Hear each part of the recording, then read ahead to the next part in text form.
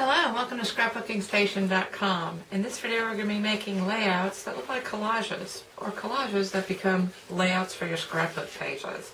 So whether you've only got a few photos or multiple photos, you can do this technique. I'm going to put the camera over my shoulder and we'll get started. Okay, I'll begin with this layout. It's my daughter's 21st birthday, and this was several years ago, I'm afraid to say. But anyway, what you first want to do when you're looking at a collage is decide on the elements that need to be on top. Remembering that a collage is really a series of different elements, different forms that come together to make one total look. And so this is going to be the top. I've already decided the very back is going to be the specialty paper because it's got music and I'm going to sing a little song here on my scrapbook page. So I'm going to treat the back, take all these things off, write my song, and then get back together. Okay, so this is pretty much the basics of my collage. So I've got the photos, I've got my song, I finished my song up here, and this piece is going to be added afterwards, along with, these are some three-dimensional notes, which I use for dry embossing, so I can make my own dry embossing with notes. So now I'm ready to put on my Mod Podge, and while I'm doing that, I've actually got some photos on how this was layered together, and I'm going to talk over those while this is drying. But Mod Podge is great because it is a glue, but more often than not, I use it as a cover. So I'm going to come across pretty thick coats because it will dry super clear and non-tacky, and that's why I love it.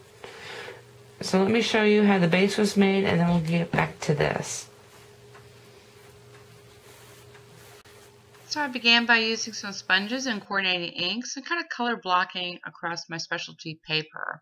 After that I layered on some coordinating paper twine, and that's going to just add some texture. You can use tissue paper. And here's the finished collage, and it is very shiny, and so it is hard to photograph or at least videotape.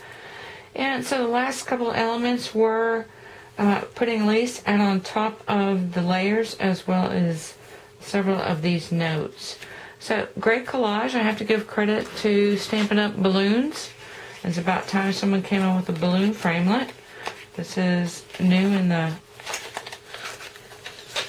catalog, and it comes with a balloon, and then when I saw there were bows, I actually ended up putting bows in here as well. Now, when you're using the Mod Podge, one is stays on wherever you're going to stamp. If you don't want it to smear, it's not a bad thing that it smears sometimes. And then the other thing is use a Sharpie marker. It doesn't have to be black. I use black in this case. Anyway, real pretty layout, and now we're just going to show you into a real similar one where the base is done, and I want to talk about this for a second.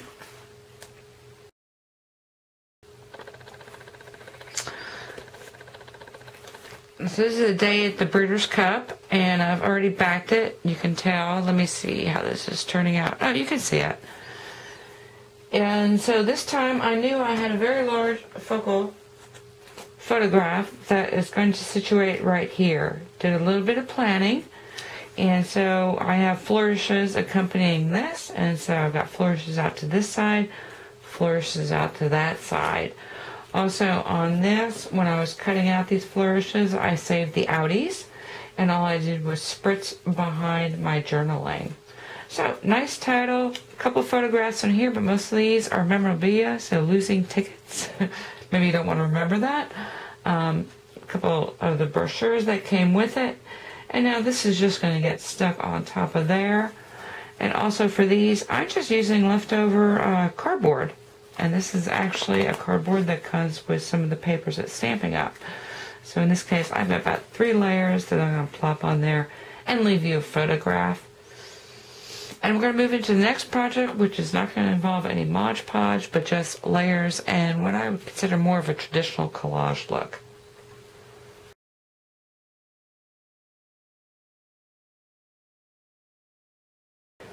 think I finished laying out this last one, and this is going to be my daughter's first garment sewing. So she's made these pajama shorts, and she's using the sewing machine. So I've got two pictures that make the main focal. For the interesting pieces of material and elements, I've actually got pattern pieces here that is going to be as part of the background. I've got some paper lace. I use the window framelits to kind of highlight some of these things around my daughter's picture. I've got this ribbon that's going to be wrapped around there. There's going to be some stamping, and then I've got the tool, the crumb cake tool, that's going to go over this. So a lot of different things. Let me start putting this together. It starts with getting this pattern paper pieces situated onto my page, and then we're going to take it from there and build up. Okay, so my background is building, and just because I call it a background doesn't mean it's a single layer. So even in this section, I've got like 5 layers of materials. I just stack them. And I wanted to give credit for this. Well, first off, the papers. And when I cut papers, I cut them because why use a full sheet of a pattern paper, 12 by 12, when 5 by 12 will do, and then meet them together. Just make sure you're using your grid paper or some other grid to work against, so you finish with the 12 by 12. So the stamp sets I've got is I've got a pin cushion that I clear embossed with the red ink. This is from Hot Off the Press, and then I've got a couple stamps from Stampin' Up! Happy Day collection. And not everything works. I mean, at first I made a Riding Hood red embossed frame for this, and it was just too much for this layout.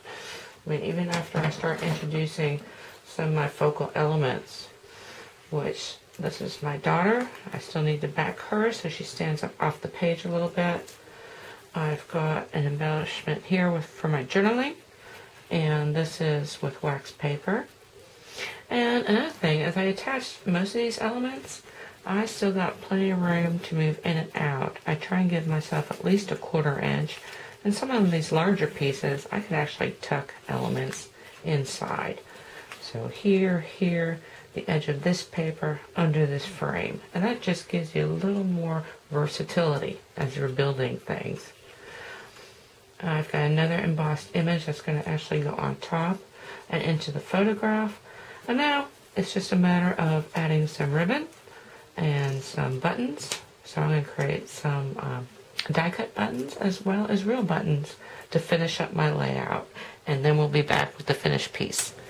So the finishing's all done, and this is the layout. So it's got a good amount of depth, and that's between the glue dots, of course, the different layers and different textures. I've got some dimensionals under some of these buttons, but you see where I put buttons kind of like in key areas. Then this one here is cosmetic because I didn't like the end of this strip. Little pattern here, and a small button for my sentiment. Anyway, I hope you took something away with you can use in your own scrapbooking.